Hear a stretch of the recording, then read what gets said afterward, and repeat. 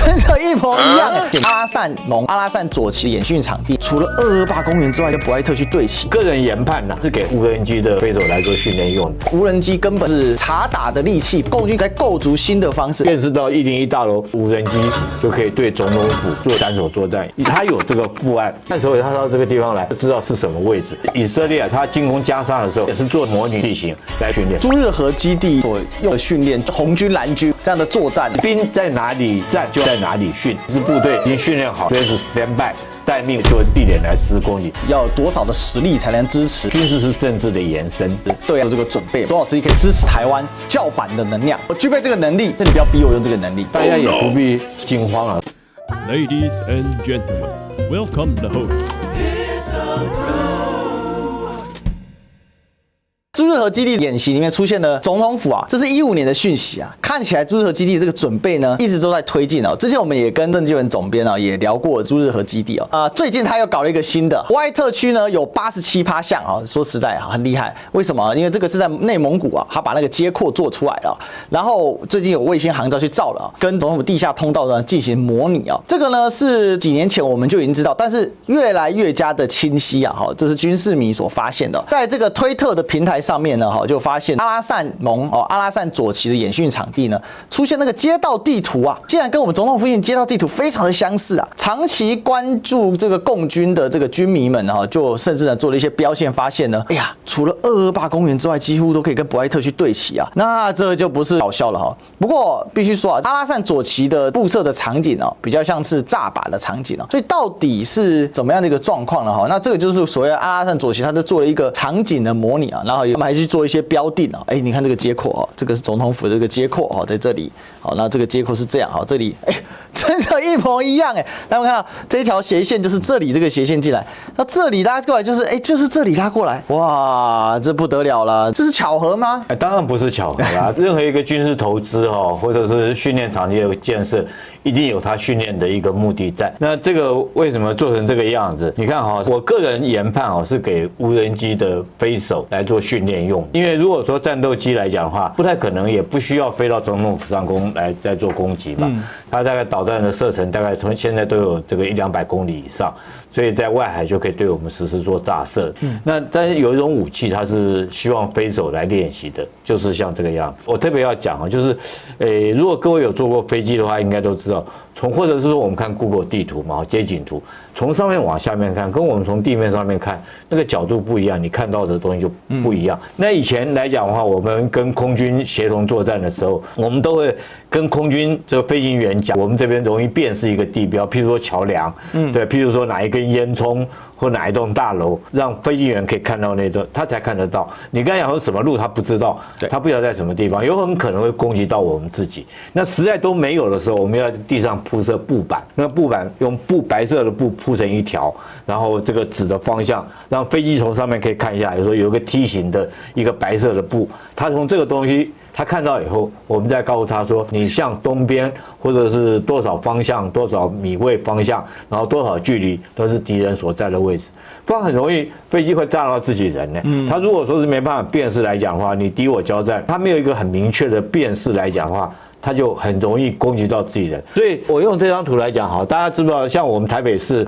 最容易的辨识有几个地方？第一个我觉得是101大楼。为什么我特别强调？我们如果说坐飞机，不管是你降落松山机场或者桃园机场，很快就可以看到101大楼，就像高雄的85大楼一样，那很明显一个地标。那你看101大楼是不是在这个位置？就是我们在这个位置，辨识到101大楼，它的无人机就可以对总统府或附近的重要政经设施来做一个我们所谓斩首作战，也就是说对我们政经指挥中心来做一个攻击。我个人研判应该是给他无人机的这个训练，他们操作飞手来做训练用的，辨识这个地形。那他经常看手尾，他到这个地方来，他就知道什么地方是什么位置，他要攻击哪一个点，他就很容易辨识了。所以我们可以说，这个共军其实他也在更新迭代它的战法，尤其是这几年无人机大行其道，因为无人机的这个盛行哦，比如说像是这个两亚战争，亚塞拜然哦，对方阿塞拜疆嘛，跟亚美尼亚，对，那一次无人机就是大显神威啊。是。那这一次乌克兰战争，我们更看到无人机根本就是这个完全是战场上最重要的一个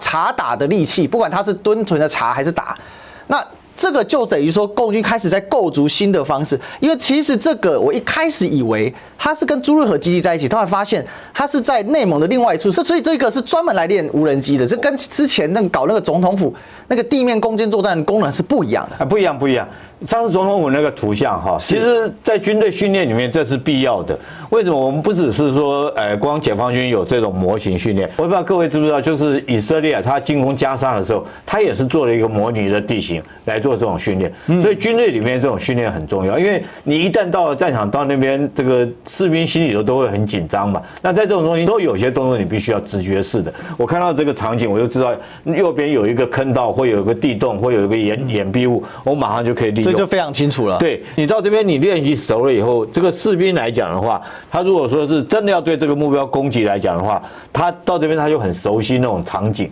他习惯在怎么样，他不会说到这边，我还研判说，到这个距离有多远，我要跑几步可以到什么地方。这已经在做攻坚训练了，就是任务分配。其实这个在军中训练是很平常的事。那我们台湾为什么没有类似像这种模拟？因为我们不会去反攻大陆，我们不会去那边作战，所以我们没有这种设施。但是我们也有这种类似，我们就实地实战，就是我们这每个部队所谓的战备训练月的时候，利用那个月的时间，你进入你自己这个作战的位置，去熟悉那边的地形。所以兵在哪里战，就要在哪里训，这是所有兵家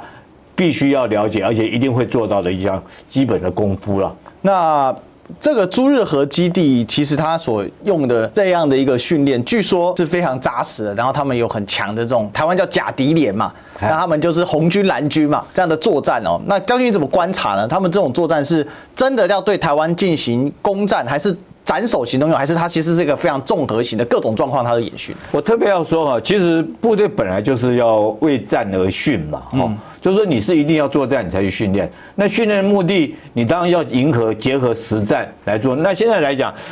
不能说是我平常都没有做这种训练，我突然就要在这个地方用兵，那是一定失败的。所以我们不能说因为看到这相片就说共军要来攻打总统府了。但是我可以说，他这个是他的所有行动方案一个。如果有一天我真的有这个需要，我要做这个斩首作战，我要攻击总统府来讲，我有一支部队，我已经训练好了，我随时 stand by。待命，我就可以对这个地点来实施攻击。但我特别要强调，就是他做完这个训练以后，不见得就是说一定会采取这个行动方案。等于说每个方案他都练习过了。等于说我具备这个能力，对但是你不要逼我用这个能力。对，所以并不是很特殊的事情，大家也不必说惊慌了，说看到这个模型就是要打总统府，不是，而是他有这个副案，有这个备案，他有一天用不用在他如果要用的话，他随时有一支完成这种训练的部队就可以用在这个地方，也就是我的政治的行动背后的支持，就是我的军事的能量。对，